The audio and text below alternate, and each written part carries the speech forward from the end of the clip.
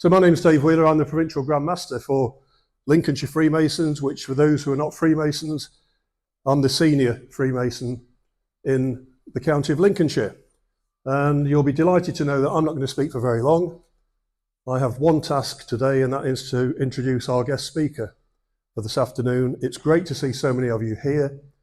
We've got people from all over the province, from all over the country. I understand Katerina as well, from all over Europe. So welcome and thank you for joining us today. I hope it's worth your while, and I hope you enjoy the beautiful city of Lincoln and have time to do that whilst you're here. So, Chris Jones, Lincolnshire Freemason, most successful fundraiser as an individual in the history of the Masonic Charitable Foundation. I'm not going to say an awful lot more. You often hear about people talking the talk, but can they walk the walk? Well, on this occasion, he's walked the walk, and we're now going to see if he can talk the talk. So, big round of applause for our superstar for today, Chris Jones. Thank you. Thank you, David. Thank you. There we go. Right, so I've got a string of questions here. And I'm going to run through them. Chris is going to answer them for you. But if we get to a point where somebody else would like to ask a question, just put your hand up and I'll come to you and we can look at that. Okay, so Chris, let's start from the very beginning. Why did you do it? Tell us why you got into this long walk. Okay, it goes back probably 10 years, not to do a walk. It was never an intention of mine to do anything as stupid as doing a walk like this. The mental health breakdown was probably a 10-year process. We got to a point in 2019 where I sold my business and then it completely fell apart at the beginning of COVID. I got through the process and tried to get myself back on my feet. It kind of worked to a certain point, but not entirely. And then it was at the end of 2022, I'd gone back into building, I'd gone back into construction because I needed something to do to occupy myself, and it wasn't working. And believe it or not, I saw an American chap on Facebook, and he was walking around the world. And I was watching him at night, looking at him on my iPad in bed, and I just thought, that looks like a bit of a crack. I wonder if I can do that. So, of course, the plan was then to ask the wife if I could go and walk around the world. So that's really where it started. So it took me a couple of weeks to pluck up that courage, and you can imagine how that conversation went down. She didn't cry or laugh or hit me or anything, to be honest with you. I think she just thought I was talking the usual nonsense. But it was quite clear that that was a stupid idea. And then at the same time, I saw an ex-squaddie, an ex-paratrooper that was walking the coast of the UK on social media as well. So I figured maybe that might be the option. So that was it, basically. That's how it started. And he was on a 7-year program. He was walking all the islands. He was trying to walk on the coastline itself without using any bridges. But he had nowhere to go back to. So his process, like I said, it took 7 years. And what I didn't know at the time when I mentioned it to Michelle, he actually met a woman in Scotland while he was walking. I met a woman as well, down in, where were we? Cornwall. He met a woman in Scotland, but they ended up as a bit of an item and had a child, believe it or not, while he was on the walk. So they actually finished off their walk as the three at the end of a 6-year process, nearly 7 years, raised £500,000 for SAFA, so for the military charity. And that's kind of where the inspiration came from. And it was my full intent just to wander off and say nothing to anybody. I didn't want to mention this to anybody. Clearly, imposter syndrome like you wouldn't believe. I never had any idea that I could do anything like this. And I wanted to keep it a secret and just walk away. But sadly, that never happened. Where's Noden? I mentioned it to Simon Noden at a festive board one night, and that was the undoing of it, sadly. And then I think he mentioned it to you. He did, and off we went from there. And then it happened then, yes. So once you'd started, was there any time you wanted to give up? Yeah, on the first day, and then on the second day, and then on the third day. I started with a chest infection, and it was like Forrest Gump the wrong way round. So it was like there was 40 or 50 people that we started walking from Skegness as a big group, and I was literally dying with my rucksack. I'd not done anything really other than work my rucksack out in terms of packing it and unpacking it. I'd done no training whatsoever. I walked to my local pub, which was 1.5 miles without a rucksack. I figured, yeah, walking's okay, I can do this. And that was all the planning I'd done. I didn't do any preparation in terms of my physical fitness for it. And that was the biggest problem. So yeah, in answer to the question, day one, I was in bits. I didn't know how this was going to happen. So every day, pretty much, I think they're trying to turn the music off. Every day, I wanted to stop and come home. But if it wasn't for the fact that we'd had the conversation and this process had started, I couldn't stop, could I? So we'd got you trapped and there was no way you could get away from it. I was stuck. So now I've moved down to the side of the room to Katerina, who's come all the way from Germany today and would like to ask Chris a couple of questions. Please, Katerina. Hi. Hello. I have two questions for you. And the first one, because I joined your walk and I know how it is to struggle. And the one thing that I learned from you is your mantra, something always happens. And I was wondering, maybe you can tell us more about it and how it affected your walk and how it is now part of your mental health journey, being back in your normal life as well. Thank you. Wow, okay. Yeah, I mean, in fairness, I heard somebody else say this, another lady that walked as well that I was talking with, and she said the trail always provides. I guess it means the same thing, doesn't it? If you think about it and overthink about everything, which I think we all do, we all overthink far too much, don't we? We always worry about what might happen in everything we do in life. And I think that was very much my life, having to plan everything and overthink everything. And then when this process started, I did try to do that. I did try to work out where I was going to get to on a daily basis, and it was just far too stressful. So from the very outset, I just thought, you know what, I'm going to get up and do what I can do and walk and try to think like that all the time. Something will happen. So a good example would be going into a pub, and I went into one or two pubs, not very many pubs. But I would always be very switched on in the sense that I'd try to find somewhere my tent could be before I went into the pub. That's always a good start. But I would always go in then with the thought that actually something might happen in the pub and I won't have to put my tent up. And that's kind of how it was. I would never ever ask for any help, but something might always happen. And that's kind of the way it was. And when we started walking, you were in the same boat. 4 days into your walk, of a 10-week walk, 600 miles, your challenge. And you were in the same mindset, weren't you? You had to try and work out what's going on. And that was the thing, wasn't it? So every time I used to say to you, just stop worrying about it, something will happen. And it did, didn't it? And you finished it. And I did, so that's pretty big step for my journey too. I have a second question, because we walked through Cornwall a lot and through Devon as well, and we had a lot of cream teas. And the question maybe is, cream tea the Cornish or the Devon way? And as I know you're lactose intolerant, maybe you can tell us how or what's it like to have diarrhea on the path?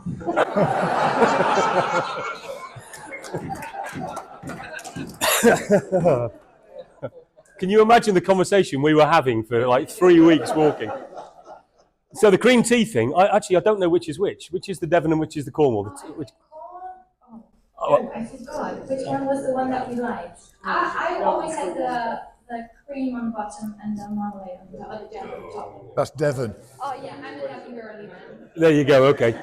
But wherever you go, they get really excited about this thing, don't they? The Devons and the Cornwalls. They're almost fighting over it, aren't they, this thought? So we was a miserable day. Do you remember? It was Bideford. It was a horrid day. We were soaked, we were cold, we'd had enough. We didn't find a pub, we found a tea shop, didn't we? So we decided to have an experiment, so we'd work it out, right? Did all the scone stuff, lathered it with cream and jam, and we did it all, and you kind of thought you knew what it was right for you. And what I never realised was that fresh clotted cream doesn't work for me.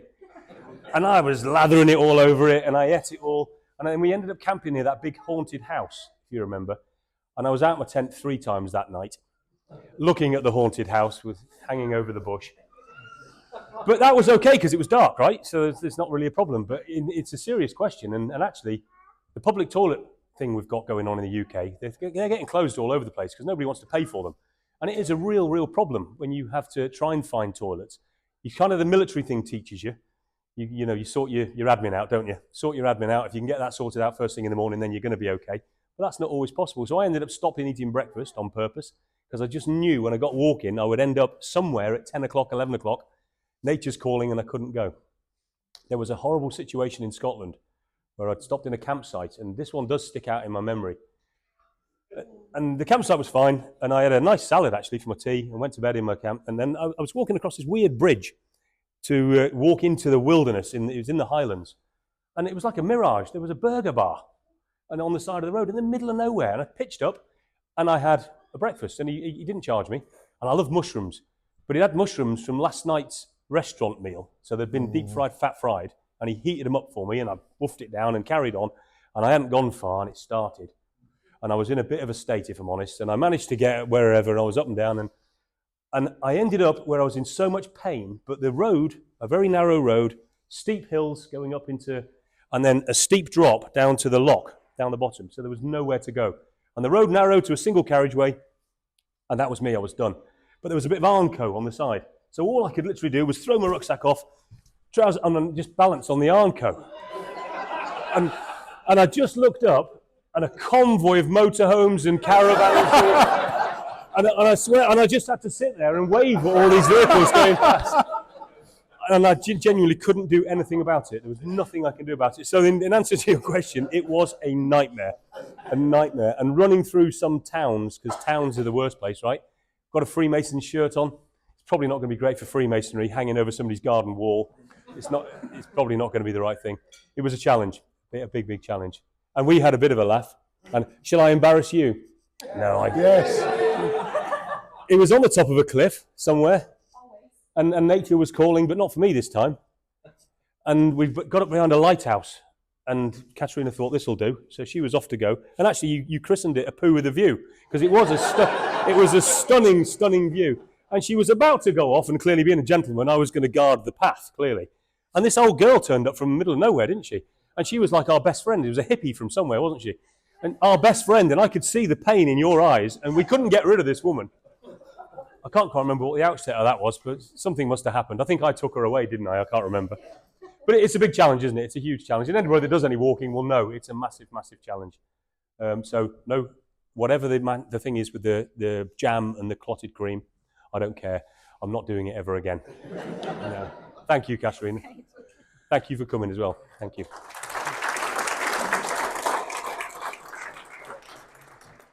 Well, two very entertaining questions there. I'm not quite sure where we move from that, but let's try anyway. Chris, when you're living out of a 35-kilo backpack and wild camping and miles from anywhere, what does a meal look like and how do you prepare it? It's pretty much anything you can get your hands on. I was eating my own body weight most days. I could just eat and eat and eat. I mean, it averaged out about 17 miles a day. I never quite worked out what the calorie count should have been or what I should have been eating. Suffice it to say, I'd always carry at least 2 days' worth of food. When you're up in this nonsense and you don't know where the next shop's coming, that was always the biggest worry, where I'd end up with nothing to eat.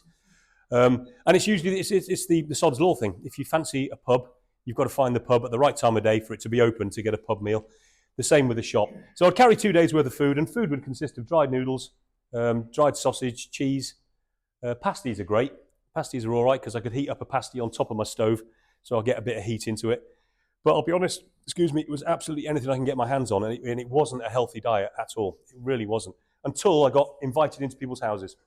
When I got invited into a Mason's house, and they would have a big roast. In fact, when I first started, we kicked off from Skegness.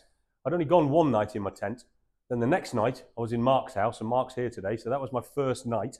And he did a huge Sunday roast, which was fantastic. I'd only walked a day, and then I did one more night in a tent, and then I was at Roger's house. And Roger did a huge big Sunday roast as well with a bottle of wine. So it kind of didn't start well in that respect. I had really, really healthy food for those periods. And then I would go for 3 weeks sometimes, and it was just all rubbish. But it was whatever I could get my hands on. And you can't carry any of the proper rations. You know, the military-style rations are just too heavy. So it had to be dried noodles, so to keep the weight down. And the water. Of course, it's about the water. So I would take my water from rivers and boil that to use in my noodles, so I wasn't using my drinking water. I didn't ever drink from a river. I did carry a little desal kit, so I could freshen my water, make my water drinkable if I needed to, but it never came to it. I was always finding a tap somewhere. But I did definitely have to boil the water from rivers to cook with it, but that's okay if you boil it, isn't it? Well, it seems to have been. You've not taken ill at all, have you? Nope, not in that way. And you seem to have lost a bit of weight as well in the going. I can't stop eating the same calorie content that I was eating and drinking when I was walking. That's the trouble. That's where I'm struggling now, is to not shovel it in so much. So you've had lots of experiences. We'd like to look at one or two of them now, if I may. You were given a tour of the Ironman TT course by somebody special one night, I seem to recall. Tell us about that. That was I went to the Ironman on the promise that they would look after me, and indeed they did look after me in bits, but not enough because the Ironman TT was going on. So I ended up thinking, well, I'm here for 10 days, I might as well just walk the island. So I set off and walked the island. Bumped into some interesting people in some interesting places. There's a chap that we served with in the Royal Engineers has got a pub there. Saw the RE flag flying. He was in 267 Squadron. He was a staff sergeant that went down to Ascension Islands with us. And when I saw him, he had a big beard. I recognised his eyes. Yeah, and so he put me up for the night, which was nice. Anyway, that wasn't part of it. I got around to Peel, and I'd done the normal thing. Peel's a beautiful spot on the Isle of Man, and I'd gone and recce'd where I was going to put my tent. Thought, I'll have a pint. It was like the French Riviera. It was a beautiful day, all the boats. Sat having a beer by myself, minding my own business, and the lady asked me what I was doing. There was a couple of ladies on the table, and when I mentioned what I was doing... When you mentioned what you were doing, the people at the back couldn't hear you, so I'd like you to use that, please. Oh, sorry. Is that better? Yes, so, sorry. I don't have to start at the beginning, do I? Yeah, let's go back to the first question. No. Turn it up a bit. It's all the old boys at the back. So, anyway, like I was saying, this lady asked me what I was doing and why. And she said, oh, don't go anywhere. You've got to wait for Val. Val, you've got to see Val. Val's a lunatic. And Val was a lunatic. And she tipped up, and that was it. I was dragged into this pub crawl. So they took me around all these bars, and Val would get on the karaoke stage and tell everybody what I was doing and walk around with a pint pot. And we made more money in that one evening going around the pubs in Peel than we got from the whole of Freemasonry on the Isle of Man, which was something. But we ended up back in this bar. It was about midnight. I'd had too much to drink. She'd said to me, you're not going to go in your tent. I've got a motorhome on my driveway. You can come and stay in the motorhome. And I was a little bit worried about Val, if I'm honest. I was very worried. But when I'll jump ahead. When we got back to her house, there was already a bloke there. I don't know who he was. She picked somebody up, and he was in the house. The motorhome was minging. It was just disgusting. You wouldn't let your dog sleep in the motorhome. But anyway, I did kip in there. But while we stood in the bar, a chap said to me, have you ever been round the Isle of Man circuit? And I hadn't. I'd not been there on the motorbikes yet. So I said, no, I fancy that. And he said, well, I said to him, are we going to do that tomorrow? No, we'll do it now. He said, well, we'll go out now in a car. He wasn't drinking. And he took me in a sports car, and we did the Isle of Man TT circuit at about midnight. I'd had far too much to drink, like I said. And we were hitting 130 mile an hour in this thing when he could. And it turned out to be Mark Cavendish, the cyclist. It was his dad. It was his old man. It was just the most extreme. We got out of the car, and I was, absolutely in a mess. So we were back in the bar. And it was a 3 o'clocker, that one. So I think that might be one of the first ones where it actually ended up drinking till 3 in the morning. Oh, what a lovely bunch of people to drink with. And the bikers now, with the bike lodge, we're going to go back to the Isle of Man. They have a Masonic lodge that meets during the TT week. And they come from all over the world for that. So we're hoping that we'll go back on the bikes and do the Masonic thing on the Isle of Man sometime. Whilst we're on motorcycles, I believe you've got an invitation to go to the Tower of London and take your bikes in there. We have. Yeah, that's again, a weird one. I was walking somewhere in Devon, bumped into a chap, and he just mentioned that there was an RE and a Royal Engineer chap that he knew that was about to do a challenge to row across the Atlantic. So row 3,000 miles from one of the Balearic Islands, I think, to Antigua. I never thought anything more of it. I carried on walking, and I walked into Falmouth on Falmouth Day, and there was this big boat all done up, and there was Masonic symbols on the boat. So I got chatting, and sure enough, I'm not sure if it was the same bloke that I was told about, but anyway, there was an ex-RE chap on there, and also a Freemason that was on the boat. So there's a team of 5, and got chatting to the Freemason, who was from Yorkshire. He lives in the Tower of London. His wife is a yeoman warder, so they were both ex-military. He was ex-commando, Royal Marine Commando, and SBS.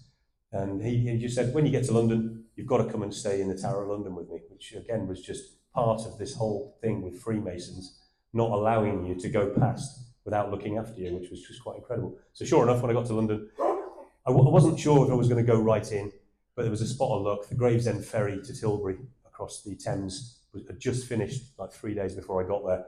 So I had no choice but to go into London or swim across the Thames. So I went in, and stayed in the tower, which was fantastic. So we got to see the ceremony of the keys, which was lovely.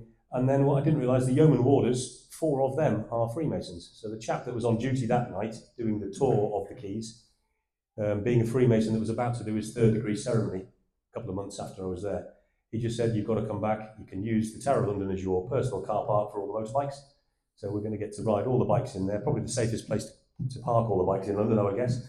And then I think we're going to go around to Grand Lodge and do a tour of Grand Lodge on the Saturday, and then back to the tower for the ceremony of the keys on the Saturday night, which would be great. And that's an open invite, so if anybody fancies it, I think we'll get 70. So if anybody wants to go down on the train and meet us, just let me know the numbers, and we'll have a big old party in the Tower of London, which would be great. And while we're talking about the Tower of London, would you like to tell us about one of the auction lots on the table to your left? I think people would be really interested in that. Yeah, that's probably going to be a one-off. So they do these bottles of port in various places. So we've got the SAS one and the SBS one, which we'll talk about later. But this Tower of London one, he's got it signed by every yeoman warder that's on duty right now. And since then, I think 2 of them have left. It's a constant process of recycle. So I guess it's very unique in that respect. There won't be another bottle that's got all of the warders on for that particular period of time. No, there won't. I don't know what the port's like. Might be all right. I'm sure it'll be absolutely fabulous. So you talked about the Tower of London. You must have seen some really remarkable lodge rooms. Tell us about some of those. Tintagel springs to mind. You've got to be careful with this one, haven't you? Because this is like telling the bloke in the bar that his child's really ugly. You've got to be careful with this because we're all really passionate about our lodge rooms, aren't we? No matter what it is and where it is, it's ours, isn't it? And it's unique. Every lodge room I went to probably over 350 lodges. 110 meetings, and some of them are just bizarre. There was the one in Scotland that was in an RAF fuel storage bunker, which they'd converted and ripped all the windows out of it and messed around with it, and created a lodge room in there, which was quite unique. And then, of course, you go to the places like Liverpool and Tintagel, which was just quite extreme, and Aberdeen. Absolutely beautiful, beautiful buildings back in the day when there was a lot of money to build these lodges. And you could spend days in these places looking around, and there's some beautiful, beautiful buildings. But you've always got to be careful, haven't you? I couldn't go in and say, oh, this is all right. Not as nice as the one I've just saw up there. You're not very welcome then, are you? Because we are particular about our buildings, aren't we? But yeah, some stunning ones. And Tintagel, being a round table lodge, I'd like to take the round table people down to see that one, because it's a superb, amazing building. I'm not Knights Templar, but I can only imagine a Templar meeting in there. It must be quite something else. There's a photo on there somewhere of the throne. Yeah, quite spectacular. That was good timing. He's always sitting on the throne. And Derek, while he's here, by the way, if you didn't know, Derek actually arranged all of this. It was his daft idea to do this. And bless him, he had an operation yesterday, so if you're wondering, it all went well. So he's now recovering. He's had himself opened up, and so great for Derek. So you've met some really interesting people one way or another, and some of those encounters were perhaps a little bit of a surprise. What about arriving in Durham when you met the PGM? You remember that? Oh, I do. For the wrong reasons, to be honest. When you get to Durham, before Durham is Middlesbrough, and before Middlesbrough is a place called Grangetown, I think it is, near Redcar. Beautiful place. You fancy a holiday. In fairness, I'd sold my motorbike before I went to a guy from Redcar. So we'd arranged I was going to go meet him in Redcar, so just to say hello, because I'd actually gone on the walk and then left it in Michelle's hands, and my mate Scouse was dealing with it. So we flogged the bike to this guy. I got to Redcar, and as I'm walking through the high street looking for the lodge, a homeless chap got up off the side and startled me and ran across and punched somebody in the face in the street. So I carried on walking. I came out of the other side of there, heading towards Grangetown on a big dual carriageway with no barriers, 4 lanes of traffic, steelworks on one side, all industrial on the other side. So you can't get off this road, about 4 miles long, dead straight. And as I'm walking, I'm being shadowed. I've sensed somebody on the other side of the road, and I'm watching this young lad with a hood up. Like I said, there's 4 lanes of traffic. I eased back and let him go in front so I could keep my eye on him, and he crossed the road. So now he's walking in front of me. And I'm just, you get a feeling there's something not right here. And occasionally you look back like that, and he's on his phone. So I saw the opportunity and legged it across the road. And within minutes, a white van pulled up. This chap got in the front, and there was 3 guys in the front, all staring at me. I guarantee I was going to get rumbled. I don't know what they were after, whether it was just my rucksack. I just had visions that van was about to turn up. He'd have stopped walking, and that'd have been it. I'd have been in the van, or they'd have robbed me, or whatever. So I had a bit of a panic on. I walked that fast that day. I chafed all the crack of my bum. It was red raw, honest to God, and I couldn't do anything about it. And when I got to Grangetown was motorbikes with kids on, no number plates, screaming about everywhere, like Beirut. I couldn't go into the first pub because they were all boarded up as I'd gone through, but I found a place that was like a beefeater type place and went in there, and I had to get a taxi into a B&B in Middlesbrough because I daren't walk anywhere else. But it was the next day. It was all okay. I didn't get mugged. I walked across that bridge to Durham, and a car screamed up to the side of the road, a bloke jumped out of it and come running at me, and I genuinely didn't know what to do, whether I should punch the bloke or I had my walking sticks, and it was the Provincial Grand Master for Durham, and he gave me this big hurdle, and I don't know who he was. He frightened the life out of me. Yeah, he absolutely scared me to death. But what a top bloke. These PGMs are all right, aren't they? There's some good ones. They are indeed. And of course, John Thompson from the PGM looked after you very well and gave you one of the larger donations from a province you visited. He did, yeah. He started with that 1,000, and then of course we met him in London recently, and he asked me to bring the flag back. I'm thinking, what's he going to do with the flag? Like he was going to do it for somebody else, but actually they had another £1,000.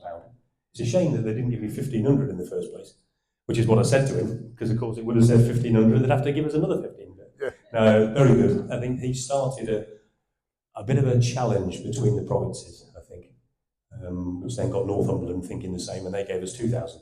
Yeah.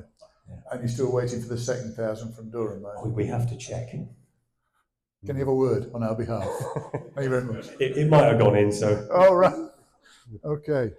So, can I talk briefly now about the darker side of the reason for your walk? And I want to take you back to a pub where you saw a guy drinking a pint of beer at 9 o'clock in the morning. And I think you regretted your jumping to a conclusion at that point. Will you share that story with us? It's a trait I think I have, well, I don't think I have, I've had for a long time, and it's one of those things as a Freemason where we're trying to make ourselves better men. I have always been too quick to jump to conclusions and make an assumption on somebody. And I wanted to watch the Six Nations, so I walked into Blythe, another lovely place if you fancy a holiday. Blythe had all sorts of massive industry, which clearly is all gone, and they have, I think it's still true to say, they have the worst suicide rate in the UK. It's a really, really desperate place.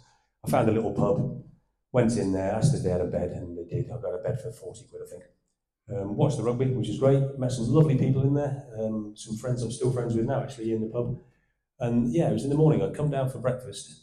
I had my breakfast, and as I'm walking to my breakfast, there was two chaps actually drinking a pint, and it was 9:05 in the morning. And I looked, and I went and had my breakfast. The lady asked me, the hostelry, she said to me, "Can we get a photo for the social media?" I don't understand why, because I didn't get anything free in there. I don't know what she was after, but anyway, we went outside, and she actually said to me, "Don't judge the guy at the bar. You know, they're having a beer, but please don't judge him."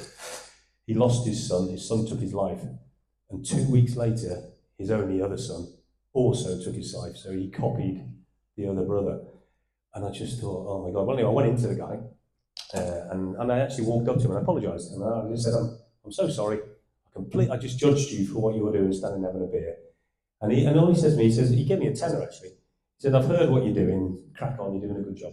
He said, "But it's the only way I get through my day. If I come in here in the morning with my mate and I have a pint, he pays for one, I pay for one, we go and get on with our day." And he said, I can operate, it's out of my shoulders and I can just function. Yeah, and what a wake up that was. I just walked away. And in terms of me now thinking about judging people, like we all do, yeah, we've just got to look, haven't we? There's some people living some awful stuff out there. And fair play to that bloke, he's managing to get through and not take his own life. He lost his wife, lost his house, the whole thing, after the kids killed himself. Awful story. And it happens all the time. I was fortunate enough to be in a lodge meeting in Freemasons Hall on Thursday. A friend came back on the train on the Friday morning, and the train was diverted because somebody had jumped in front of a train at Stevenage. And that's the kind of thing we all need to be aware of. And I would suggest, and I'm moving off the script now, but would I be right in saying that you should have a conversation with somebody if you're feeling that way? I mean, 100%. I mean, I think that's a very deep story, that, because of course it was about drugs, and these kids were lost in that world, and so it was, and bad drugs. So that was a different story, I suppose. So I don't suppose there was a help process for them poor people. But again, there's so many people in the same context, meeting people. As soon as you mention why you was doing, or people ask me, "Why are you doing this?" And as soon as you say it's about mental health and it's about discovery and it's not about raising awareness, it's just about trying to learn, which was what I was all about. I was trying to learn about this. Everybody has a story, and that was and again, I sat with a lady whose daughter texted her at 12 o'clock one day, 15 years old, and just said, don't forget Mum, it's Chinese tonight. Mum carried on working, went and picked the Chinese up, got home for 5 o'clock. 15-year-old daughter's hanging from the beam in the kitchen. And those stories were just constant, just so many of those stories. And how those people have to live with that, it's just terrible, isn't it? It's awful. Indeed it is. Moving on from that, let's go back to Scotland and talk about your close encounter with a Frenchman in his motorhome. Yeah. Please wait till you hear the story before you laugh. Yeah, I'd got to Applecross. Everybody's been to Applecross on the motorbike. It's a lovely part of Scotland. I stayed in a campsite. And actually, just the day before that, or 2 days before that, I'd done my biggest day. It was a 34-mile walking day that day, because I needed to get to a campsite. I was out of everything. Did a 34-miler, killed me. I slept for 2 days. Started walking after that, up over Applecross, which is probably the highest descent I had to do on the walk, 2,000-something feet. Down the other side, into midge-infested land. So this is my first encounter with locks. So everywhere else, to that point, pretty much was on the coast. This was the first time, really, where I'm coming inland now, having to try and walk around the locks. And some of those locks are a 5-day walk. You can walk all the way down one, have to camp 2 or 3 times, all the way back to get back to the sea. And it was the first one, Loch Kilcarran, I think it was called. It had been raining. I've got a luminous thing on the back of my rucksack. The rain cover was quite fluorescent. And I'm walking along, minding my own business, and next thing I'm flat out on the floor, face down, all lumps of gravel stuck in my knees and my hands. And I looked up, and a motorhome just carried on driving, and he stopped right up the road. So I got myself up and I brushed myself off, and I started after this motorhome, thinking he's just knocked me over, and he's just basically not interested. The guy had got out and walked around his motorhome and adjusted his mirror, because it was the mirror that hit me. So he was just going to fix his mirror and leg it. 2 cars back in the traffic was a police car, and the policeman wound his window down, a big Scottish, big ginger beard, and he looked at me and went, "You're right, boy." I'm all right, and I was pacing with my sticks, and he looked, because he'd clearly seen everything that just happened. He looked at the motorhome and he said, "Don't you be going up there doing what I think you're going to do." I'm not. Anyway, he put the blues on and he got behind the French motorhome. He checked me out. He said, "If you're not hurt, the paperwork will be a nightmare to sort this guy out." He said, "Do you mind if I just give him a really good bollocking? Crack on." And he did, and there was nothing lost in translation with this French guy. He knew exactly what was going on. He was half the size of this John Cropper. And he let him know and packed him up and sent him on his way. But the policeman said to me, "The next bit of this log, they're scraping bodies up all the time, push bikes and walkers. It'd gone all rocky, and everybody's been to Scotland, the roads are like this, aren't they? And when something comes around a blind bend and it's a rock face on your side, you can't go anywhere, quite simply." So he told me to get on the train. He took me to the train station in the police car, which was not too far, another mile away. And he just said, "Get the train 24 miles down to the Skye Bridge and then work out what you're going to do." Which was a bit of a pain, because I thought, well, if this is the way it's going to be, I'm going to lose lots of opportunity of walking here, having to get trains and mess around. But your life's quite important. And a silver lining, sitting on the train, the bloke walked along, the conductor noticed my shirt, and the train conductor was a Freemason. So I didn't get a charge. He walked back with a piece of paper for the Masonic Lodge Worshipful Master at the Skye Bridge. So I ended up camping in his garden, which was just incredible. I mean, how does that work? Fabulous. But it kind of, I remember speaking that night to Stuart very, very soon then, and I said, we're going to have to work this out, because that was the bit of the war that was really worrying me. It was that west coast of Scotland. If you look at it on a map, just how do you work out, how you try and find a coast walk there. And we just said, well, you're going to have to work it out. And we went on the islands, didn't we? So I went over onto Skye and around the island, and then back onto the mainland, and just tried to work a bit of a coaster, and then onto the Isle of Arran. I'm sure that'll come up in a minute. Oddly enough, it's going to be the next question. Yeah, the Isle of Arran. You've got a lot of help today from Stuart Buckingham, who's come galloping up with a big bag full of cables and a laptop, and we've got the pictures up there. But he was a help to you, and you were a help to him in Scotland. Do tell. A help to me? Well, I don't know how you work that out. Well, today with his laptop. Oh, sorry, today, yes. A huge help to me today. Thank you, Stuart. There was an opportunity to see a Highland Games. Never seen one, and it was happening on the Isle of Arran. So Stuart said, I'm going to come up on the motorbike, and we'll both watch that. Fantastic. And you can't imagine the elation when somebody I know is going to come and see me, and we'll come on to some thank yous later. A lot of people in the room made huge journeys to come and find me wherever I was. And that was one of the 300-mile ride on his bike. He gets to within about 3 miles of the ferry terminal. I'm already on the island, and he decides to ride into the back of a van. So it poleaxed him, smashed him up. I've no idea how he did it. I mean, he's ex-Remy, right? They're not renowned for their intelligence in the Remy. But his pain threshold must be something else. It must be incredible. He managed to get back on the bike, get it on the ferry, get it off the ferry, got to the hotel. When he walked in the door of the hotel, I'd found the bar. I was having a beer. He was in an absolute state. He was sweating like a pig because he couldn't get his clothes off because he clearly injured himself. I took him up to his room. I found the one room, because he was coming in a tent. I found the one room on the island that he paid for, bless him. Took him up. I had to undress him. There's no photos of that. And that is not something you want to see before your dinner, I can assure you. He actually showered himself. I wasn't going down that road. We had a beer. I think you had some whiskey. We had a little bit to eat. I slept on the floor. I was going to still sleep in my tent, but I slept on the floor of his room just to keep an eye on him, thinking there's nothing not right here. And in the morning, he was nearly dead. So we taxied to the local hospital. He'd broken 4 ribs, punctured his lung. He was in a right mess, to be honest. And I was sitting in the waiting room, wasting my day. There's a Scottish Highland Games going on that I wanted to be at, and I'm sat in a hospital. So this is how he's helping me, right? And the doctor came in, a lady doctor, and she said, "Mr. Jones?" "Oh yes, me. So as I stood up like an idiot, I said, "What's he had, a boy or a girl?" And her face, there was just nothing. So I followed her in, or her into his room. He's there on a little drip, he's got an oxygen mask. And she says, "No, we're going to have to get an ambicopter in and fly him off the island." Oh, what a mess. Yeah, thanks, Stu, for the help.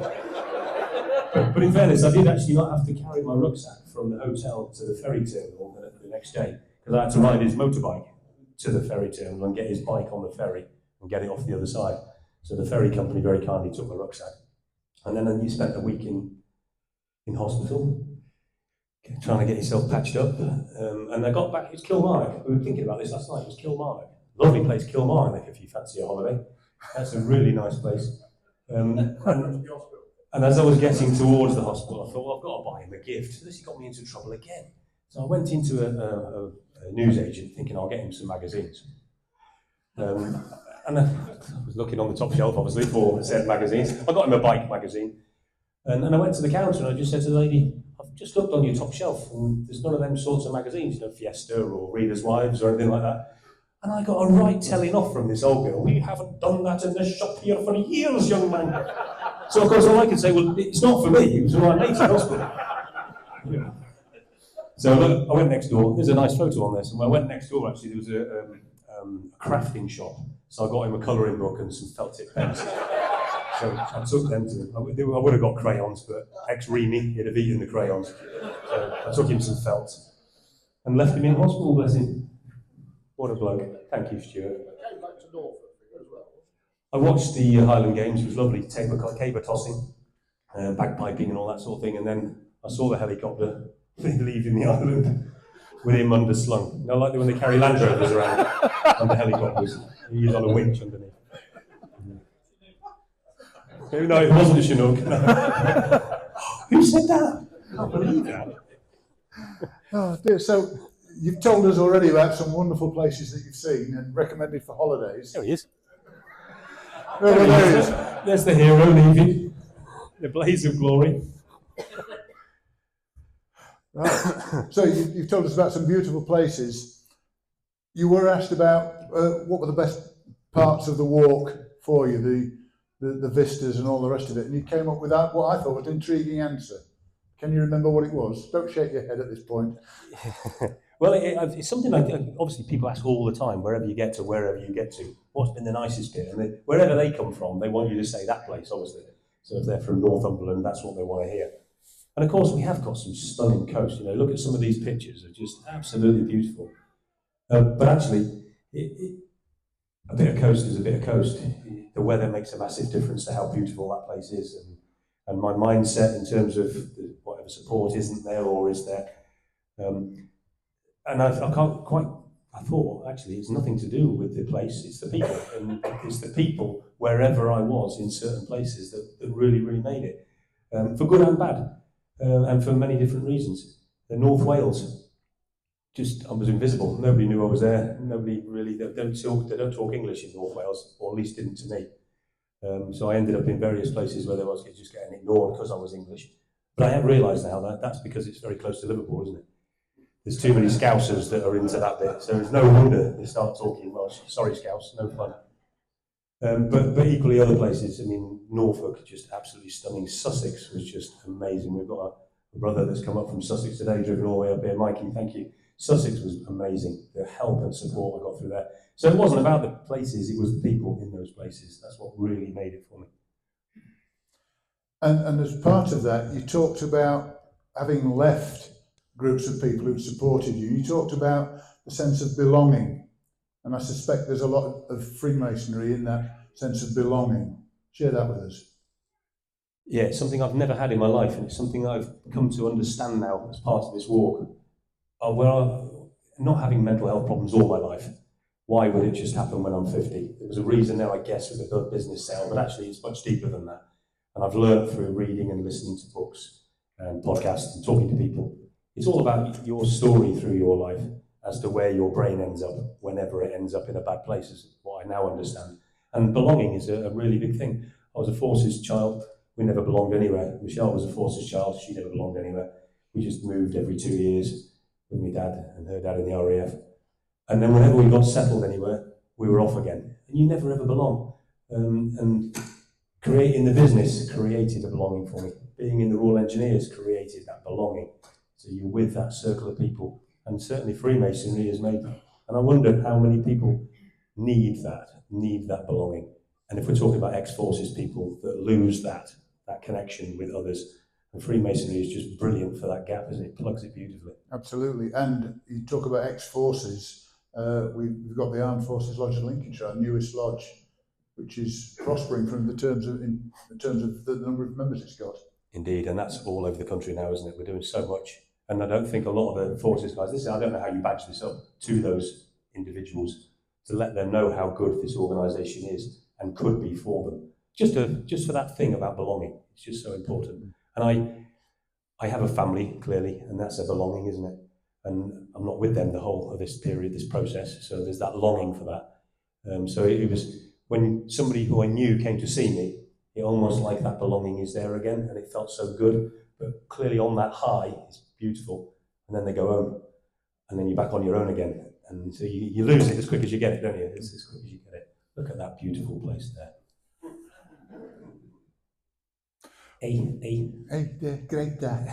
Now, you've just been talking about North Wales being very close to Liverpool, but Liverpool wasn't unkind to you, really, was it? You got somewhere very special when you were passing Liverpool, did you not? There was a football ground, of it? It was, yeah. Is it the Toffees? Not somebody else? I've been a Liverpool fan all my life, and he used to work with somebody who happened to be the communications officer for Anfield, the Liverpool Football Club. Yeah. So a lovely connection. Yeah, and I got a guided tour of Anfield, which was great. And I got out with all the kit. Nothing was pinched. I didn't need any boots, nothing. I recall, just as an aside, we had a member join my lodge he was from Liverpool, and wasn't panicked by hearing the phrases working and tools in the same sentence. There is something about with Liverpool. In fact, it was when I got over the water, when we talked about this belonging, and I couldn't work this out. We originally came from Wallasey, Birkenhead, before my dad went off into the army, and we never ever went back. And I never knew why we never went back. When you walk through there, you kind of realise why they wouldn't want to go back. It was only because later in life I found out that he wasn't actually my dad. So I was 32 years old when I found out that he wasn't my dad, which was the reason we never ever went back to Birkenhead, Wallasey, because my real dad was still hanging about around there somewhere. But it was weird walking through there. There's no reason why I should feel like I belong there.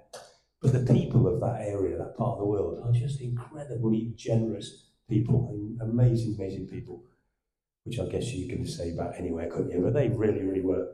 Well, that's pulled the PR disaster back from the brink, alienating the whole of Liverpool. Well done. So, you spent 2 years almost uninterrupted walking. You'd spent the time off to recover from the broken bone in your foot.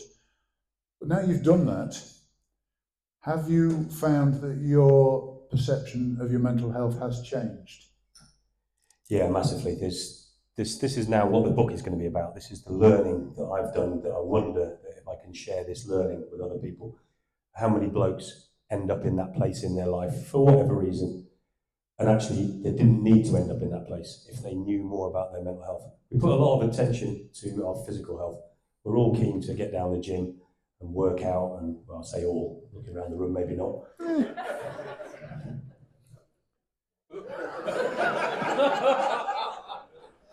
Reamy. They drove everywhere in the Reamy, didn't they?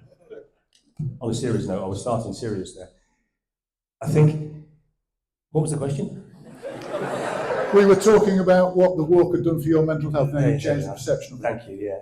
And getting to the real nub of it, of how we live our life on a daily basis in terms of the way we think, what we're thinking about all the time, and that process. And it's taught me actually that most of the stuff that I was always fretting about and worrying about is nonsense. The only real thing that we really should be thinking about are the really important things, our family. We're here today, aren't we? That's really all we've got, because tomorrow isn't promised, is it? And that, I know it just sounds like such a cliche, but if you're getting up in the morning and that's the first thing you're thinking, and when I'm brushing my teeth, looking in the mirror, I'm thinking that. And then actually being gracious and practicing gratitude, they say, is an amazing thing. Just thinking about a couple of things a day that you've got, which are nothing really in the big scheme of things, but they're so important. And I think that process every single day makes a big impact. It certainly has on my life, on my mental health. Good. Well, I guess that's kind of shaped the way the book will go. Now, I know you've sat down at a keyboard with a blank screen and you start to marshal all those thoughts. Tell us how the work on the book is going. Somebody moaning over there. Hecklers. What did she say? Slow. I don't know why, but every time Michelle comes in from looking after the grandkids, she seems to think I'm going to have finished it that day. Clearly no idea what it takes to write a book. Just like me, I haven't got a clue. It's a completely new concept, a new process for me. Stand very still and quietly, you can hear the violins. Yeah. And up and down these mountains would be a lot easier than me trying to sit in front of a computer every day. It's a process I've got to do, because I've got to get this thing done. It's my next challenge to do this, and it's a real challenge. I'm 3 chapters in, and yeah, it'll be interesting when it comes out. I'm hoping that it will set the world on fire, and I'll sell 10 million copies, and the MCF will do very well out of that, won't they? Is it going to be a self-help book or a chronicle of the 2 years you spent on the coast?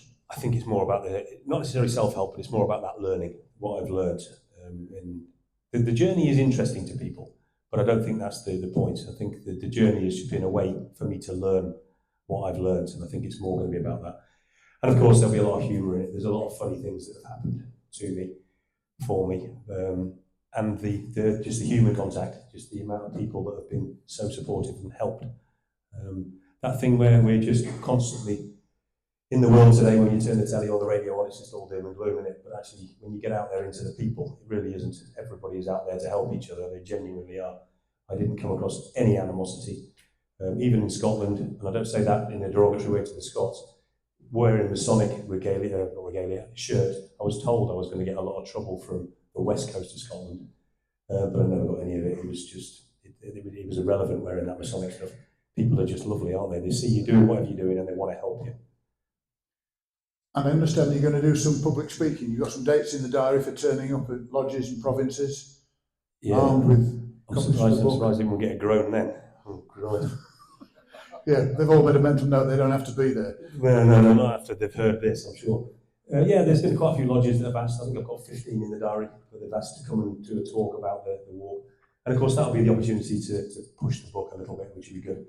And maybe that is the thing. Maybe that's how we carry on with spreading this word about this mental health thing. It's just that constant talking about it and opening it up. And I've had 3 messages this morning, interestingly. There's a chap from Skegness who's an ex-engineer, suffered terribly after he went to Iraq. And it was only at the launch. He wasn't a Freemason at the time, funny enough. I wanted to get Mitch into Freemasonry for years and never managed it. And he met a chap in Skegness who he's known for years through his father. And when I got walking, he's now a Freemason. He's joined. And he texted me this morning, and he just said it was that first day when we walked off that made him think about going and getting some help. And he's had 2 years process of help. and he's now at the back end of his PTSD, which is quite incredible. He hasn't done that through the MCF, he's done that himself. But yeah, it's that, isn't it? And I think if this can do anything to continue with that, then that's got to be a good thing. Absolutely right. So let's throw this open to the room now. Has anybody in the room got a question they'd like to ask Chris? And our able assistant there with his cinematograph will leap to his feet. If anybody's got a question, I'll run down with the microphone. There's one, that's that nice Phil Odling. I can throw this mic. No, I'll walk around with this one, because I know Phil was very, very impressed to see my signature on that bottle of Rumley rum. Weren't you, Philip? No. Chris, I noticed on the table there, it said you've gone through, what was it, 5 or 6 pairs of boots.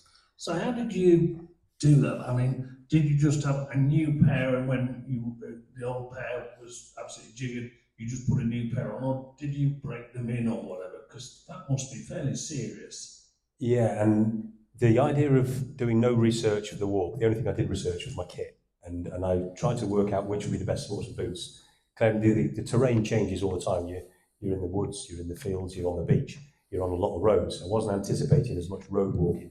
So the boots I got were completely unsuitable, and I managed to make them last, my first pair, for 1,600 miles. I polished them every other day, like a good trained soldier, thinking it was looking after them, but they were wrecked. And my feet had fallen sideways in them, they were all collapsed. And then I got to Oban, I think it was, and when I got a new pair. But like an idiot, I was buying them. In fact, somebody bought my first pair for me, and then I think somebody paid for my second pair, in fairness. But what I should have done was get a cheaper pair, the lighter weight ones, from the outset, because they would never have lasted the guarantee that was on the boots. So I would have just gone back to a shop. The last 3 pairs I got for free. And if I'd have thought that in the beginning, I'd have saved the best part of £1,000 on boots. Yeah, so I could have, the last 3 pairs, basically, they just fall apart around your feet. Go into a shop, say, these are buggered, I've got the receipt on my phone, they give me a brand new pair. Well, breaking them in wasn't such a bad thing, in fairness, because once they've started falling apart, your feet are hurting then, because they're not supporting your feet. So my feet were tough enough to not start getting blisters in new boots, but they just felt great having a new pair of boots, like a new pair of slippers. So I went in the sauna yesterday when we went to this ladies' night, and Michelle we went in a hot tub first, weren't we? And for some reason, I was just touching my feet, and I was shedding skin off my feet. It was all coming off in this hot tub. So we got out, we didn't get back in there. So they're clearly not right still, all the skin's still coming off my feet. Don't go to Kenwick Park, or if you do go, don't go in the hot tub outside. Thanks, Phil. Thank you. Is there anybody else with a question around the room? Oh, back to the same table for Tim. Thanks, Chris. Chris, the money you've raised is absolutely phenomenal. On behalf of the Round Table Lodge of Lincolnshire, we're extremely proud of you, as you well know. But the money that you raised will pale in significance if you save one person's life, which I'm sure you have. And as Freemasons, how do we address this? Because, to be honest, in our lodge, you were one of the lads, obviously lockdown occurred, we didn't know what you were going through in lockdown, but not one of us thought that you'd got mental health problems, so that you were contemplating suicide as you were. So how do we address that problem? I mean, we had a fantastic almoner in Round Table Lodge, Eric Fix, who's now handed the baton over to Jess. But is it something that we can perhaps communicate better to our wives and partners, that the Grand Lodge has a system to help people, so people are aware of it? Because we weren't aware you had a problem. I'm sure Michelle probably knew that you had, but was she aware that she could have, spoken to the almoner? And is it something we ought to perhaps have a pack that when people initiated to give to the spouses and explain in very simple terms what help can be given and how to get it? So the problems which are well documented you had with the NHS can be put to one side. You can go direct and get the help, which has no doubt saved your life and no doubt saved the lives of many people by the inspiration walk that you've done. But is that something that you think we can address at our level in the province or province as a whole? Thanks, Tim. I think it's a really difficult one because, let's be honest, not just blokes, because girls are good at this as well. We are great at putting a mask on. We are just brilliant at it. The film, The Mask, that's what he was doing, right? That time when I was in the chair for Round Table, I was suffering then. And that beard thing was about the mask. He was hiding behind that. I think if we're that good at putting a mask on, well, to be honest with you, how is anybody ever going to know? The only thing we can do is encourage people to speak. And of course, that comes down then to them understanding how they can speak. And that was my biggest problem. It wasn't that I didn't have really good friends to talk to, because I did.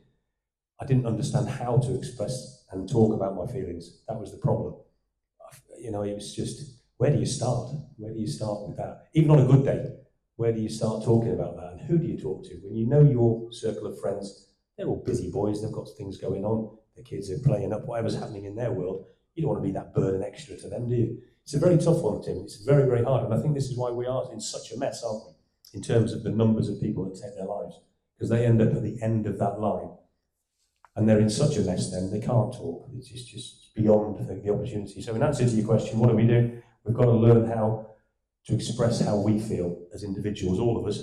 And then when we're getting that thing and it's starting to beat us, then at least we know, don't we? And then hopefully we can just open up to somebody. And then the network is great now, isn't it?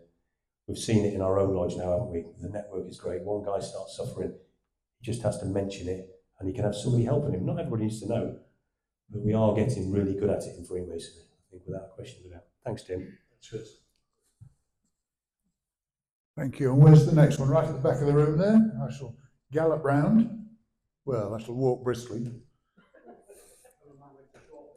Oh, yeah, Simon just pointed out his legs are short. Dean doesn't need a microphone. I probably don't need a microphone. Oh, you say that now, I've got it. I just want to see the exercise. Get his steps in. Chris, I jokingly, we met earlier in the week when we made that very kind donation to Alzheimer's from the Armed Forces Life and the Freemasonry.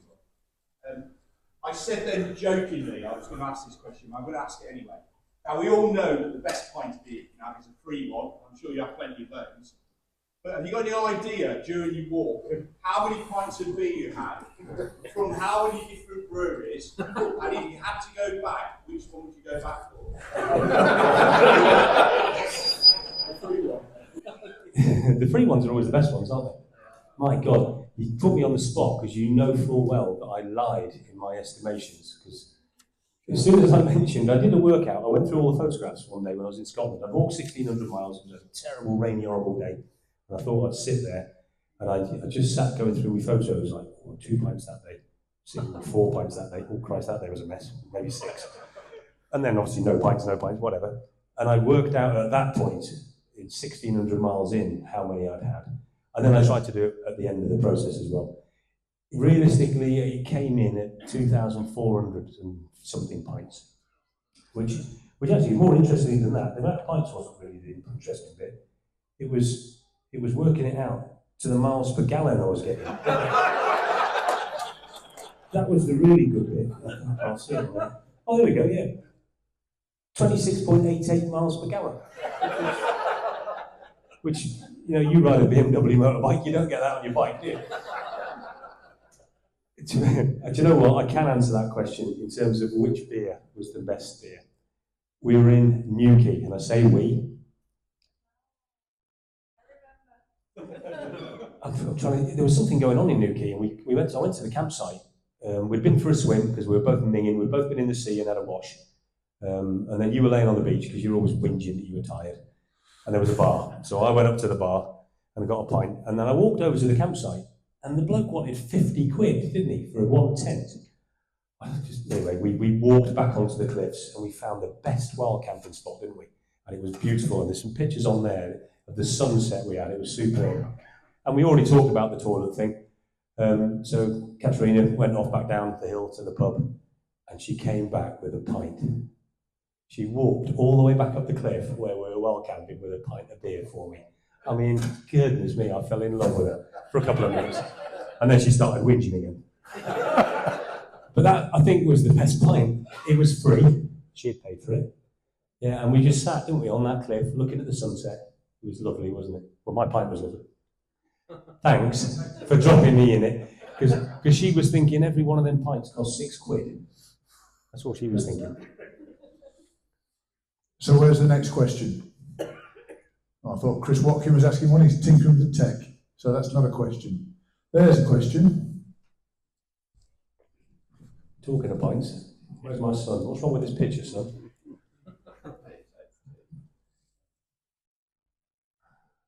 Now, Chris. you've done a lot of walking, you've done a lot of miles, we've talked about the boots, talked about the pints. What about poles? I'm not talking about the ones you maybe met. Did you walk with poles, one or two? Did it make a difference? Walking poles? Yeah, massively. Again, a little bit of research I did in terms of your carrying a pack on uneven ground, how you take all that weight off your knees and your hips. They say 30%. You can lose 30% of the weight, your own body weight and whatever you're carrying from your knees. And the paths were that bad. In some places, that muddy, that having the quad is keeping you on your feet. Yeah, they were brilliant. A little bit of protection as well. Sometimes with the idea of getting mugged, I had a feeling of a bit of protection, which was good. Went through a set actually. I didn't understand the science of them, so they actually wore down and wore down and wore down. I didn't realise that you could buy new stoppers on the bottom, and they were working their way up the poles. So I had to buy a new set, like a moron. But they were superb. They were great. We nearly got into a lot of trouble, didn't we? Because you walked with me at the very beginning. Do you remember? Look North found us. They spent 3 hours while the guys were waiting in Cleethorpes for us, messing around doing all the filming. And we were mic'd up like this, and of course it all got finished, and then we were in a rush. And you told me it was only 15 minutes to walk to Cleethorpes. It was at least over an hour. And as we set off, I was chuttering music. I was whinging like hell about these blokes from the BBC. And I was swearing a bit. And then I heard, "Excuse me, can we have the microphone back?" So I still had the mic on me. And I was effing and jeffing. Because I knew Roger was waiting, he was putting me up that night. Yeah, thanks, Tony. Can I follow on with another question? In terms of you walking, because you've done some yomping as well and mooching about in the army. Don't know, do they actually walk anywhere? Or Clearly. They just get helicopters and things like that. But yeah, so I didn't do any of that, to be honest with you. oh, None of that. I was going to say, what's the best? Is it walking with an SLR, or is it walking with your poles? We didn't do any of that, Ron, really. We just spent most of the time in a bar. Yeah. It was a Royal Engineers bar. We were in most of the time, if I'm honest with you. It was just a constant state of... We do this, and the music comes on the radio from the 90s. I have no recollection of between 1989 and 2000. I was just drunk for 12 years. And I think the boys that are sitting in here from the same squadron I was in pretty much did. We didn't do any of that. We weren't... Oh yeah, I was SLR when I joined. That's what I did the training on. Yeah. But no, we didn't do a lot of that yomping nonsense. We were Royal Engineers. I mean, there was vehicles and diesel and bars. Thanks, Tony. Thank you. I've just had a nod from Melvin here. I'm going to pass you back to Melvin. Afternoon, Chris. Hi, Melvin. Now then, we've heard about your adventures with places and people. What about the wildlife? Did you have any adventures with wildlife? I don't mean whales and sheep. The wildlife in the water evaded me all the time. I sat for hours and hours and hours. Spey, the River Spey, it's a beautiful place for seeing dolphins apparently, where all the salmon come in and out. I sat there till 11 o'clock one night, waiting for this pod of 120. There was a pod of orcas going up and down further forth. Didn't see anything. Scotland is good for wildlife, isn't it? Deer and all that sort of thing. Saw plenty of deer, but it's the little wildlife that I wasn't impressed with in Scotland. The ticks and the midges. The ticks, in fairness, the Scottish have a right to roam. You can walk anywhere in Scotland. They have a few paths, but they're fairly useless because the farmers don't want you on them. So they'll build walls and fences and whatever to get. So you end up in the bracken. And I remember getting to a place, beautiful, very high up, looking out over the sea. It was a red hot day. I was sweating like a pig. So I took all my clothes off pretty much. I just sat in my pants on a bench, all my kit drying out. And then I thought, oh, sorry. So I took my pants off as well and put them on. And I was just, obviously, admiring myself. Not too shabby. And I thought, what is that? And I looked at little Chris, and there was 3 ticks that had hitched a ride in little Chris. What is going on here? And I think, no, these are the big ticks. These are the big deer ones. Thanks, Roger. These are enormous, these things. They're little buggers, aren't they? And of course, you've got to extract them properly because you don't want to be snapping them off, do you? So I had a little tool and I had a mirror. No, the extraction tool I was talking about. And of course, the mirror, which I did learn from somewhere, I read it somewhere, the mirror is because you can't see your own backside. So you have to obviously try and see the ticks in your bum cheeks, and bloody things, they were a nightmare. So I kind of then did myself more damage by, thanks Lewis, what a top bloke you are. I bet your mother paid for that though. I had to then, yeah, well, I lost my point now. I had to then do more road walking because I just said I'm not going back into the bracken. Once you get into that bracken and you're up to your neck in bracken, the ticks are a nightmare. And the midges. And the clegs. The clegs, apparently the horseflies. So they're those things that just stealthily land on the back of your neck or the back of your arms, and you don't know they're there until they bit you. And then you just bleed and bloody things, and then they come up in a big welt. Are there any Scottish people in? Yeah, you're quite cheerful actually for a jog. There's a reason why that lot just want to fight all the time, isn't it? God almighty, you've got to live in that all the time. Bless them. But of course, it is a beautiful country, Scotland, isn't it? And it is stunning to go and look at. It's just really tough when you can't get out of that. You can't escape it. We go up on the motorbikes, and when you end up in the clouds of them, you can get on your bike and go, can't you? When you walk in, you're just not escaping that. And go back to the sticks, actually. I must have looked like a raving lunatic walking down some roads, because you've got a strap at the end of both sticks. And the only way I could, sometimes the clouds of the horseflies, was basically to walk flailing these things, so that the straps on the end were hitting them in the air, to stop them landing on me. So I'd walk for, 2 hours, my arms absolutely killing me, but I hadn't got stung for that period of time. Yeah, nightmare, thank you. I think that was all, there wasn't anything else. Sheep and cows. I woke up a few times in fields surrounded by sheep. And of course cows is a bit of a problem, and bulls. Trying to get through fields, I can't read cows and bulls, I don't understand them like dogs. So that was a bit of a worry sometimes, trying to get through them. And waking up in the morning and hearing the noise. I'm opening the tent and all the cows, big old cows, are all around the tent. Of course, all they need is something to scare them, and then you're trampled to death, aren't you, when they run over your tent? Yeah, so that was the only thing really. No bears, no wolves. There's a couple of lynxes that were in Scotland that somebody had let go, hadn't they? But I didn't find them, and they didn't find me. Thanks, Melvin. Thank you. Have we got any more questions? Right at the back, Brad. Do you need the mic, Brad? Yeah, he needs the mic. I've sent off now.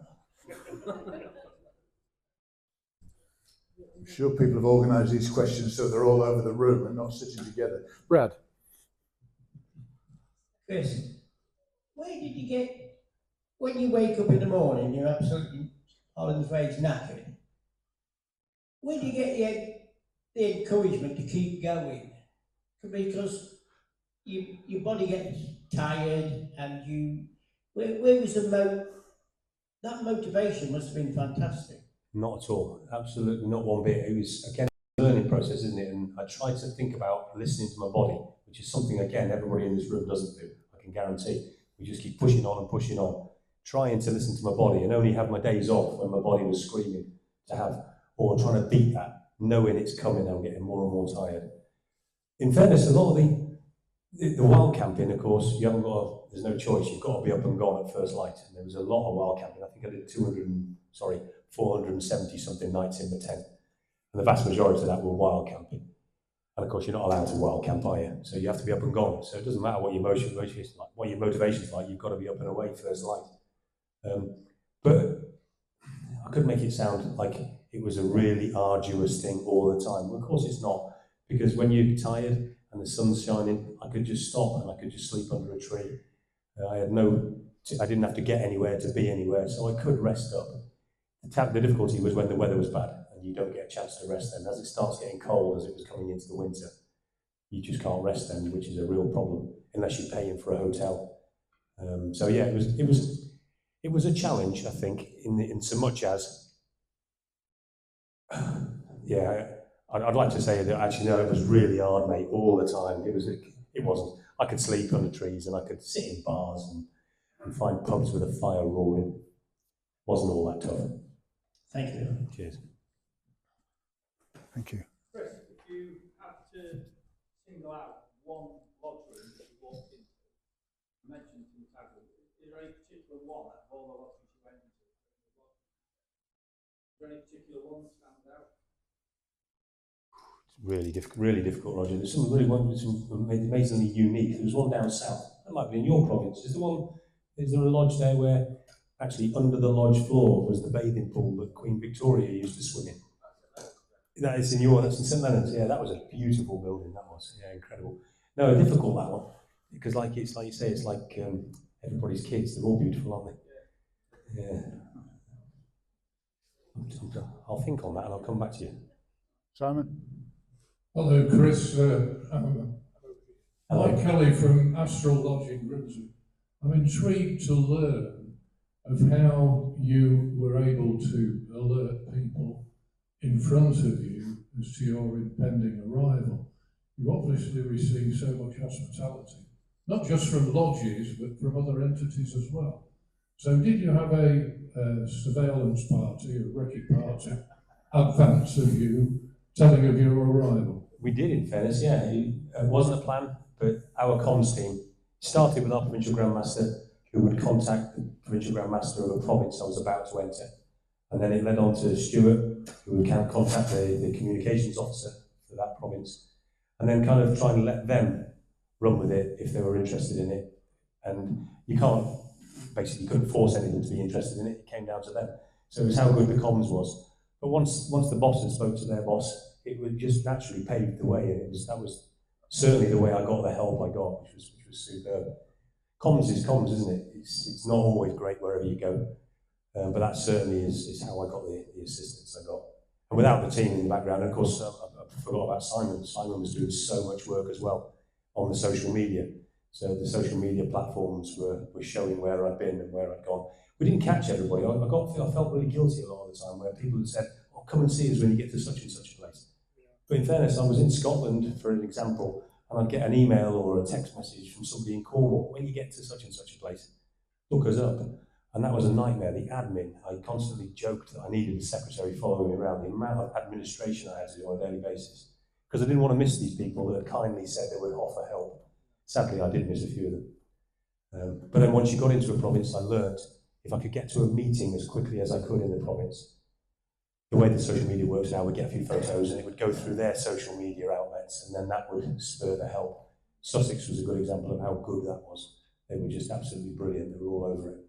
The most help and the most money from there, apart from obviously Lincolnshire. Yeah. Thank you. Okay, next question. Oh, there's a question. And one at the back as well. Yeah, there's 10 quid, Tony. It's a bit of a shameless plug here, but Chris, you went on the journey with a nice little friend of Brotherhood Brothers, your Hiram there. I've seen him on many of the pictures. I'm just wondering, did he manage to make it the whole way around? Are you accrediting any of the money you raised to Hiram? He did, thank you. Yeah, he got all the way around. He got stolen a few times, by dogs mostly. If I had my rucksack off and a dog came walking up and grabbed it and tried to leg it off with him, he was in a bit of a mess when I got back. So we had a lot of conversations, me and Hiram and Bear. I like to think he had my back. He was always in the rucksack looking back behind me. And it did create a lot of interest from people. You know, "Oh, look at the teddy bear." Clearly not talking about me, talking about the bear. But of course, what that did, gave me an opportunity to talk about TLC bears and about how much we put into these teddies for loving care into the hospitals. And it wasn't a TLC bear, was it? But it was a Masonic bear with a Freemasons t-shirt on. 100%, yeah, really, really good. Yeah, and actually I've got a proper TLC bear because my grandson ended up in hospital and got one. Not bigger. No, he was good, thank you. He was really good. And now we've got a question at the back of the room.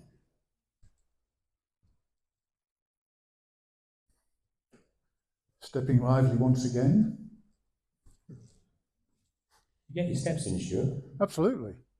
So Chris, you was lucky enough to be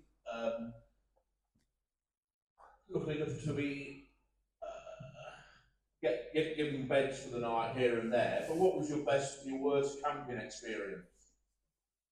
Oh, camping. The weather, some horrendous weather in Scotland, some of the winds. The tent I had was very, very good. I knew the tent would stand up to 100 odd mile an hour wind. And I think that saved me a few times. The tent. Sorry? Both sometimes. I got the weather actually in Yorkshire on the first couple of months when I first got going in 2023. There was about 11 days, I think it was, where it never got above 0 through the day. And it dropped to -9 4 times in the tent overnight. and that was Baltic. And then trying to pack it all up when you're right, your fingers are freezing. Roger's going to start crying in a minute. Look at him shaking his head. But that's kind of thing you learn when you're doing your soldiering nonsense, isn't it? About how tough that is packing up. And what can you do? You just got to get it done and get moving. Haven't you? The weather was by far the hardest. What I really found challenging was the people's houses sometimes. People who would take me into their house, which was just beautiful. And I'm not good with cats. I'm allergic to cats. I'm not good with really hairy dogs. And if I turn up and they've got dogs, there was should I tell them? I've got to do, yeah, I've got to. I was sat on the side of a road in Scotland, sorting my feet out, just powdering my feet, and a car pulled up at the traffic lights on the road, and a woman shouted out the window, "Hey, what are you doing?" So I'm sorting my feet out and doing a walk. "Oh, when you get to Stranraer, come and stay with us." Now, I was miles from Stranraer. I don't even know where Stranraer was at the time. I never thought anything of it. I just carried on walking. Days later, maybe a week later, I got a message. So she'd gone home and researched me. I got a message saying, "When you get to Stranraer, ring this number. We've got a bed for you for the night." I thought, that's amazing. Don't know who these people are. Anyway, I got there, rang the number, a bloke turned up in a car, and we got in the car and we went off into God knows where. We were in the middle of nowhere, and of course I'm thinking, I've no idea who this bloke is, big hairy bloke. No idea where we're going, nothing, really scared for my safety, clearly. We got to his house, lovely, lovely people. When they opened the door, they had 6 basset hounds, a 3-legged Alsatian, and 2 cats, I think there was. And they're all running around all over the place. And of course, my allergies kicked off before I got in the door. She said to me in this door, she said, "There's your bed." And it was a low futon bed with a white eiderdown, which was black with dog hair. Just the dog hair everywhere. And I thought, what have I done? Well, I couldn't walk away because I didn't know where I was. I was in the middle of nowhere. They did dinner. It was lovely. A connecting door in the house opened to their next door neighbour, who was their daughter, who had another 3 dogs. And they all came in.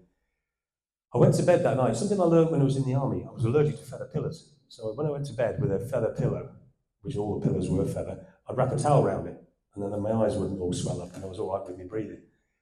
I went into the bathroom, and I grabbed a towel off the rail, got onto bed, I pulled this sheet off with all the dog hair, thinking if I'd keep that away, wrapped it around my pillow, went to sleep, and when I woke up in the morning, my face, I couldn't work out what was wrong with my face. It was killing me.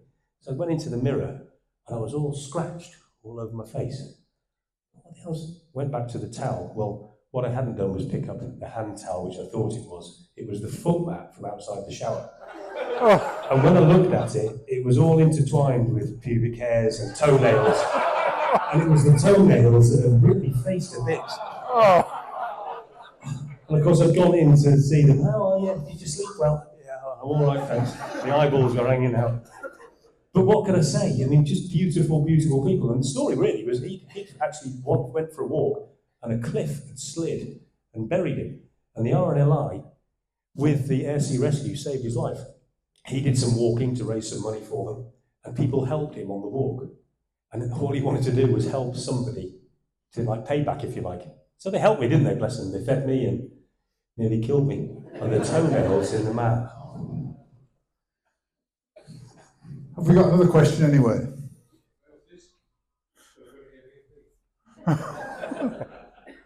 It's Melvin again. To this day, I don't know where that house was. But I'm still in touch with these people on Facebook. They're just beautiful people. And Chris, they're here today. I will meet him. He's a biker as well. He's not a Freemason. Another one for you, Chris. We often hear that Freemasonry gets a bit of a bad press sometimes. You've done something remarkable for Freemasonry. Yeah, I think the questions are getting a bit weak now. Opinions from people? Would you like to Only what he wants. One Scottish guy, very drunk in a pub. The only one time, seriously, that I got a load of rip off him, that we're taking over the world and, all the governments are run by us and all that nonsense. The one time.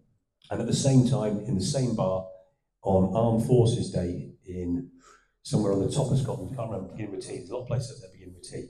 Thurso, thank you. I think it was Thurso, in fairness. And it was in the Royal British Legion. And although that bloke was doing what he'd get gobbing off, the other guys that were standing in there, they all knew it was the local village idiot. So I was getting the eye. And at the very same time, a young man, and there's a photo of this young chap on here, he came up and gave me a cuddle. a bosey, they call it in Scottish. Is that right? A bosey, a cuddle. And he gave me a big hug. And he was going through a process with his best friend from school, whose father had taken his life. And he didn't know how to help his best friend, which is bizarre. So this moron that's going on about Freemasonry and is paled into insignificance when we got chatting to this guy. And then weirdly, I got the opportunity to introduce him to the Freemasons that were there.